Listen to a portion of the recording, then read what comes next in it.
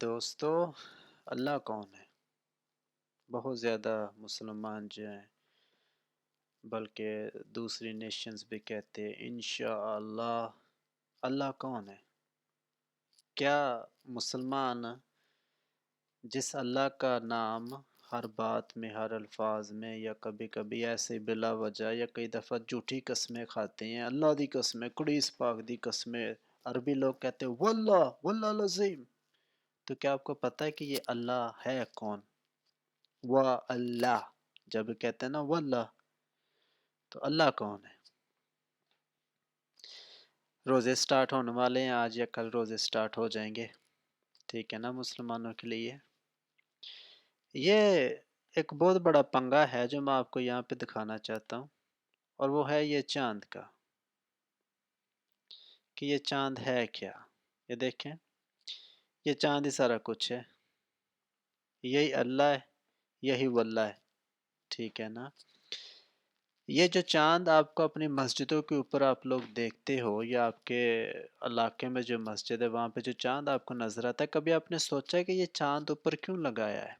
یہ نیچے کعبہ ہے، اس کے سامنے اوپر بڑا سا چاند لگا ہوا ہے، یہ آپ ساری پکچرز میں دیکھ سکتے ہو۔ جن لوگوں نے کعبہ کی وزٹ کی ہے وہ وہاں بھی دیکھ سکتے ہیں کہ یہ اوپر چاند لگا ہوا ہے بہت بڑا۔ یہ چاند کیوں لگایا ہے؟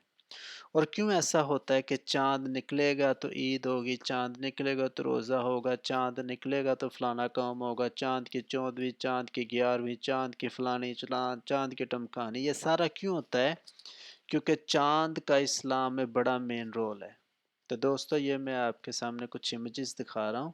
اصل میں چاند جو تھا، چاند ایک بت تھا۔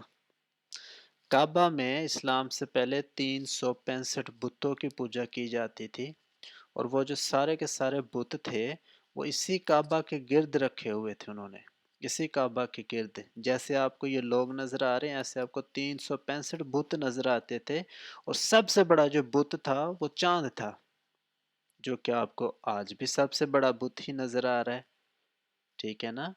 اور وہ وہاں سے محمد نے کیا کیا کہ ان بتوں کو توڑ دیا، ایک کو نہیں تھا توڑا۔ اب کون سا نہیں تھا توڑا؟ یہ والا نہیں تھا توڑا جو آپ کو چاند نظر آ رہا ہے، یہ بت نہیں تھا توڑا۔ اب یہ بت جو ہے یہ اللہ کہلاتا ہے، کیونکہ وہ ان کی بادشاہ میں یہ بال کہا جاتا تھا اس کو، اوکے؟ اور اب مجھے یہ بتائے کہ محمد کی جو پیدائش ہے وہ قریش کے قبیلے میں ہوئی تھی۔ جو قریش قبیلہ تھا اسلام سے پہلے وہ چاند کی پوجا کرتا تھا، تو محمد نے سارے بتوں کو توڑا، چاند کو نہیں توڑا کیونکہ یہ اس کے قبیلے کا بت تھا۔ تو اس نے سب کو کہا اللہ اکبر، کہ اللہ سب سے بڑا ہے، بتوں سے بڑا ہے، ٹھیک ہے نا؟ بتوں میں سے بڑا بت کون سا تھا؟ اللہ، چاند۔ تو اس کی یہ پجاری ہو گئی اسلام۔ اس لیے اب چاند نکلتا ہے تو ان کو ٹٹی بھی آتی ہے، چاند نکلتا ہے تو ان کو باتھ روم آتا ہے، چاند نکلے گا تو ان کا فلانا کام ہوگا۔ اصل میں چاند ہے کیا؟ چاند جو ہے یہ ایک فیمیل بھگوان تھی، ٹھیک ہے؟ اس کو آپ پڑھ سکتے ہیں، یہ اس کے سر پہ بھی آپ کو یہ نظر آ رہا ہے، ٹھیک ہے نا؟ یہ ایک فیمیل، یہ دیکھیں اس کے بوبز آپ کو یہاں پہ نظر آئیں گے، یہ ایک فیمیل خدا تھی، فیمیل بھگوان تھی، جس کی 3 بیٹیاں تھی، جو آپ کو قرآن میں چیپٹر 51 سورۃ النجم میں اس کی 19 سے 23 آیتیں پڑھیں گے، وہاں آپ کو اب نظر آئیں گی، لات، منات اور العزیٰ، ٹھیک ہے نا؟ یہ وہ بنات اللہ ہیں جو کہ ہم تفسیر میں پڑھتے، ابن کثیر کی تفسیر میں بنات اللہ جو ہیں، لات، منات، العزیٰ جو تھی 3 بیٹیاں، اس چاند کی 3 بیٹیاں تھی، ٹھیک ہے نا؟ اس بت کو مانتے تھے، اور یہ بت جو ہے یہ بال کہلاتا ہے۔ یہ دیکھو سارے اسلامی ممالک میں چاند ہی چاند، چاند ہی چاند نظر آتے ہیں، اس لیے کہ وہ اس بت کی پوجا کرتے تھے۔ یہ دیکھیں اس کے بوبس ہیں جو آپ کو یہاں پہ نظر آ رہی ہے، اور یہ ایک فیمیل بھگوان تھی، چاند، اوکے؟ تو اینی ہاؤ آپ کو یہ سارا مٹیریل جو ہے یہ آن لائن ملے گا، آپ لوگ اس کو اسٹڈی کریں، اور مسلمانوں، گالیاں دینے سے پہلے سچائی کو جانو، سرچ کرو کہ چاند ہے کون، اللہ ہے کون، اور یہ وہ بت ہے، یہ حقیقی خدا نہیں ہے۔ جو زمین اور آسمان کا مالک ہے، کیونکہ یہ تو چاند ہے، چاند کی پوجا کرتا تھا محمد کا قبیلہ، اور یہ عورت ہے۔ اب عورت کا جو پرائیویٹ پارٹ ہے نا، ٹھیک ہے نا، جس کو ہم شرمگاہ بولتے ہیں، یا پڑھ سکتے ہیں اللہ کے بارے میں، یہ دیکھیں یہاں پہ کہ یہ اس کو بال کہا جاتا تھا اور حبل کہا جاتا تھا، اوکے۔ یہ مون اللہ تھا، ٹھیک ہے، بھگوان تھا، اور اس کو حبل کہا جاتا تھا، اور اس کے پجاری جو تھے وہ محمد کا جو قبیلہ قریش تھا وہ تھا اس کا پجاری، اور ابھی بھی ہے۔ اچھا، یہ دیکھیں، اس کو غور سے دیکھیں تو یہ جس پتھر کو چومتے ہیں یہ، اور اس کی شکل جو ہے عورت کی شرمگاہ سے ملتی ہے، تو مرد حضرات اس کو جا کے چومتے ہیں۔ کیوں چومتے ہیں؟ کیونکہ یہ ایک فیمیل ہے، یہ فیمیل، دیکھیں یہ ایک عورت ہے، اور عورت کی شرمگاہ کو یہ جا کے چومتے ہیں، اور پرانے زمانے میں یہ اس لیے کیا جاتا تھا تاکہ بارش ہو، ٹھیک ہے نا۔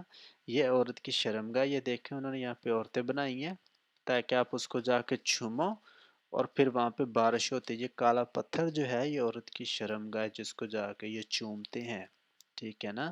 پھر اس کو مزہ آتا ہے اور پھر وہ بارش بھیجتی ہے تاکہ بارش ہو، اور ان عربیوں کو، بھوکھوں کو، جہاں پہ اب تو انگریزوں نے پٹرول نکال دیا، پہلے وہاں پہ کچھ نہیں تھا، تو ان کو بارش کی ضرورت ہوتی تھی، اس لیے 7 چکر لگاتے ہیں، جیسے 7 چکر ہندو ایک بندر میں بندھنے کے لیے لگاتے ہیں، ٹھیک ہے نا۔ اور اسی طرح جیسے مسلمان اونٹ کا پیشاب پیتے ہیں، ہندو بھی اونٹ کا پیشاب پیتے، گائے کا پیشاب پیتے ہیں، تو ان کے جو رسمیں ہیں وہ ساری ہندوؤں جیسی ہیں، 7 چکر لگانا، پھر وہ ایک اور ہوتا ہے استخارہ کروانا کہ ان کی آپس میں بنے گی کہ نہیں بنے گی، جیسے ہمارے انڈیا میں کنڈلی نکالی جاتی ہے، تو اسی طرح سے اسلام میں استخارہ بھی ہوتا ہے لڑکے لڑکی کا فیوچر دیکھنے کے لیے۔ تو دوستو آپ کو بتانا چاہتا ہوں کہ یہ ایک بت پرستی کا مذہب ہے، اللہ جو ایک بت ہے، اس لیے اسلام میں آج تک کوئی معجزہ نہیں ہوا، اس لیے محمد پہ خود پہ جادو چل گیا تھا، اس کے اپنے 2 بچے بیٹے جو مر گئے تھے، پھر محمد خود زہر کھا کے بیمار پڑ گیا تھا، پھر اس لیے کوئی معجزہ نہیں ہوا۔ قرآن میں بھی لکھا ہے کہ ہم نے تجھ پہ کوئی معجزہ نہیں اتارا، کیونکہ اس نے معجزہ کیا ہی کوئی نہیں تھا، ٹھیک ہے نا۔ اور یہ جھوٹے معجزے بنا بنا کے دکھاتے رہتے ہیں۔ اب یہ چاند جو ہے، جو بت ہے، یہ کیا معجزہ کرے گا، ٹھیک ہے نا۔ یہ دیکھیں یہ بت کے سر پہ چاند بنا ہوا ہے نا، ٹھیک ہے، اور جیسے میں نے آپ کو وہ پہلے عورت کی تصویر دکھائی ہے، اس کا وہ بھی چاند ہے، یہ دیکھو یہاں پہ چاند بنا ہے، یہ وہ عورت ہے، اور کبھی کہیں کہیں تو اس کی پکچر جو ہے وہ بالکل ایک چاند کی شکل میں دکھائی گئی، جیسے کہ یہ دیکھیں اس کے اوپر بنا ہوا چاند، ٹھیک ہے نا۔ تو یہ چاند اللہ جو ہے یہ کچھ نہیں دے سکتا آپ کو، یسوع زندگی ہے، یسوع روشنی ہے، یسوع نے یوم الآخر پہ آنا ہے۔